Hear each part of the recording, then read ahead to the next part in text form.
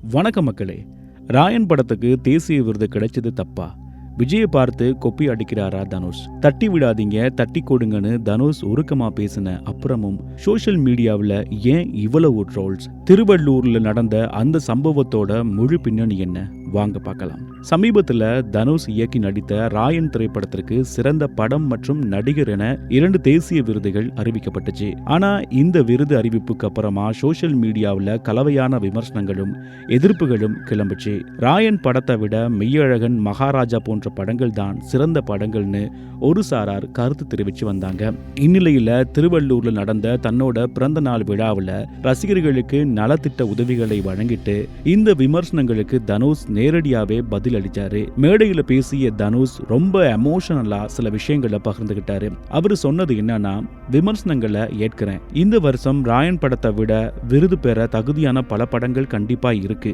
ரசிகர்கள் அவங்களோட அதிருப்தியை காட்டுறத நான் முழுசா ஏத்துக்கிறேன், மதிக்கிறேன். அது ஒரு கனாகாலம் ரிலீஸ் ஆனப்போ நான் சின்ன பையன், விருது கிடைக்கும்னு நம்பினேன், கிடைக்கல. புதுப்பேட்டை, மயக்கம் என்ன, 3, மரியான், ராஞ்சனா, வடச்சென்னை, கர்ணன், எத்தனையோ படங்களுக்கு தேசிய விருது கிடைக்கும்னு எதிர்பார்த்தப்போ யாருமே அதை பத்தி பேசல. 90% பேர் எதிர்த்தீங்க, 10% கூட ஆதரவு தரல. சில விஷயங்களை நாம எவ்வளவு முயற்சி பண்ணினாலும் கிடைக்காது, தானா அமையும். அப்படி அமைஞ்சதுதான் இந்த விருது. படத்தை பத்தி விமர்சனங்கள் இருந்தாலும் இந்த படத்துக்காக நாங்க போட்ட உழைப்பு உண்மையானது. ஒரு தமிழனா எனக்கு 2 தேசிய விருது கிடைச்சிருக்கு, தட்டி விடாதீங்க, தட்டி கொடுங்க அப்படின்னு வேண்டுகோள் வச்சாரு. தனுஷ் இவ்வளவு எமோஷனலா பேசினாலும் சமூக வலைத்தளங்கள்ல சும்மா இருக்கல. தனுஷோட இந்த பேச்சை வச்சு சோஷியல் மீடியாவில் புதுசா ஒரு விவாதம் கிளம்பி இருக்கு.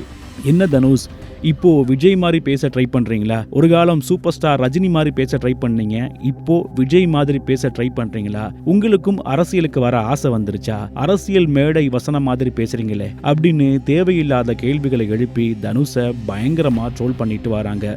இப்போ சமூக வலைத்தளங்கள் பக்கம் போனாலே ஏகப்பட்ட விமர்சனங்கள் தனுஷ் மேல இருந்துகிட்டே இருக்கு. அதாவது தனுஷ் விஜய் மாதிரியே ஒரு அரசியல் கட்சியை ஆரம்பிக்க போறாரு, அவரும் விஜய் எப்படி முதலமைச்சர் ஆனாரோ அதே மாதிரி அவரும் முதலமைச்சர் ஆக போறாரு அப்படின்னு பல விமர்சனங்கள் முன்வைக்கப்பட்டுக்கிட்டு தான் இருக்கு. ஏன்னா அண்மையில அவரோட ரசிகர் மன்றத்துல இருந்து ஒரு கொடியை கூட ஒரு வெளியிட்டு இருந்தாரு. அந்த கொடி கூட முக்கியமா அரசியல் கொடியா அது மாறும், அவர் ஆரம்பிக்க போற அந்த கட்சியினுடைய அரசியல் கொடியா நிச்சயமா இது மாறும் அப்படின்னு சமூக வலைத்தளங்கள்ல பல பேர் பல விஷயங்கள் பேசிக்கிட்டு இருக்காங்க. ஒரு பக்கம் விஜய் சிஎம் ஆன மாதிரி தனுஷால ஆக முடியாது, இதெல்லாம் தேவையில்லாத வேலை, இதெல்லாம் பகல் கனவு காங்கிற மாதிரி இருக்கு, அப்படி இப்படின்னு ஒரு சாரார பேசிக்கிட்டு இருக்காங்க. அப்புறம் நடிகர்கள் எல்லாமே அரசியலுக்கு வந்துட்டா யாருங்க நடிக்கிறது, அரசியல் வந்துட்டா நடிப்பாங்களோ அப்படின்னு பல பேர் சமூக வலைத்தளங்கள்ல ட்ரோல் பண்ண ஆரம்பிச்சிருக்காங்க. என்ன நடக்க போகுது அப்படிங்கிறத நம்ம பொறுத்து இருந்தான் பார்க்கணும். ஆனா இன்னைக்கு திகதிக்கு யார் என்ன விமர்சனம் பண்ணினாலும் தனுஷ் அதுக்கு தைரியமா மேடையிலேயே பதிலடி கொடுக்கறத